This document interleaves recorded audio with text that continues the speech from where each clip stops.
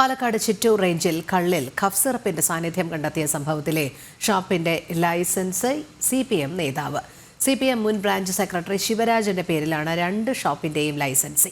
നിലവിലെ CPM branch secretary രംഗനാഥനാണ് ഷോപ്പിന്റെ നടത്തിപ്പുകാരൻ. അരുൺ ആലത്തൂർ ചേരുന്നു. അരുൺ, എന്താണ് കൂടുതൽ വിവരങ്ങൾ?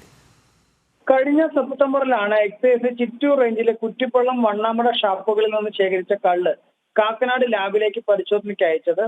ഈ പരിശോധനാ ഫലം വന്നപ്പോഴാണ് കള്ളിൽ ചുമക്കുള്ള മരുന്നിന്റെ സാന്നിധ്യം കണ്ടെത്തിയിരിക്കുന്നത്.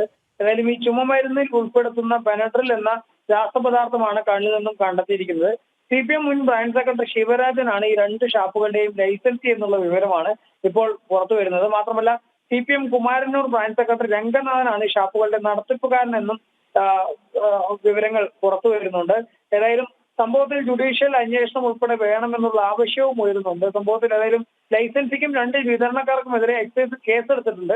എന്നാൽ ഷാപ്പുകൾ ഇതുവരെ അടച്ചുപൂട്ടുകയോ മറ്റ് നടപടികൾ സ്വീകരിക്കുകയോ ചെയ്തിട്ടില്ല. ഇത് CPMന്റെ കൂടെ പിന്തുണയുള്ളത് കൊണ്ടാണ് ഇതുവരെയും ഇത്തരത്തിൽ ഈ ചുമമരുന്നിന്റെ സാന്നിധ്യം ഉൾപ്പെടെ കള്ളിൽ കണ്ടെത്തിയിട്ടും ഷാപ്പുകൾ അടച്ചുപൂട്ടുന്ന നടപടികളിലേക്ക് കടക്കാത്തത് CPM ഒത്താശയുള്ളതാണ് എന്നുള്ള വിമർശനവും ഉയരുന്നുണ്ട്.